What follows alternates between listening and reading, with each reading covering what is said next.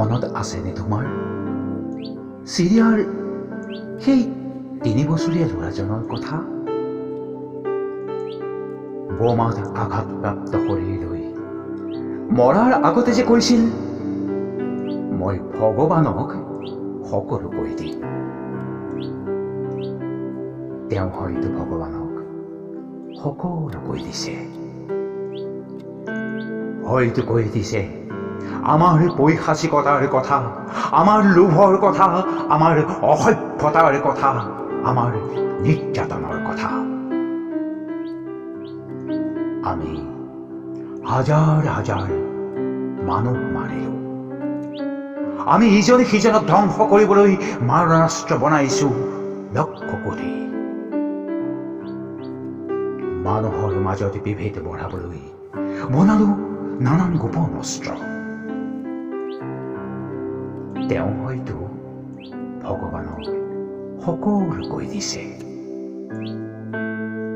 কৈ দিছে সেই চৰাইৰ কথা, যি এতিয়া আকাশত উৰি নুফুৰে। কৈ দিছে সেই আকাশৰ কথা, যি এদিন নীলা আছিল। কৈ দিছে সেই বতাহৰ কথা, যি এদিন নিৰ্মল আছিল।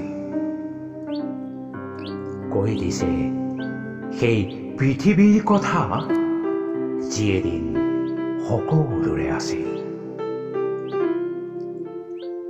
এই সকলোৰে পৃথিৱীখনক আমি আমাৰ ইচ্ছামতে ভাগ ভাগ কৰিলো। ধৰ্মৰ নামতে, দেশৰ নামতে, ভাষাৰ নামতে মানুহবোৰক আঁতৰাই আনিছো।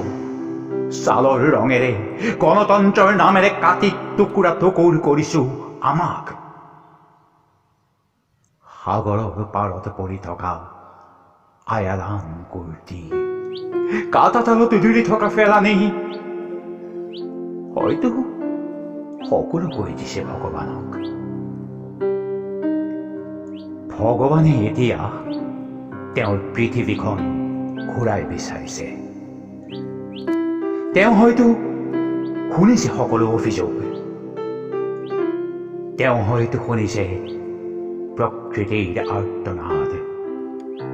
তেওঁ হয়তো শুনিছে সেই চৰাইৰ কান্দোন। এদিন সকলো ঠিক হ'ব।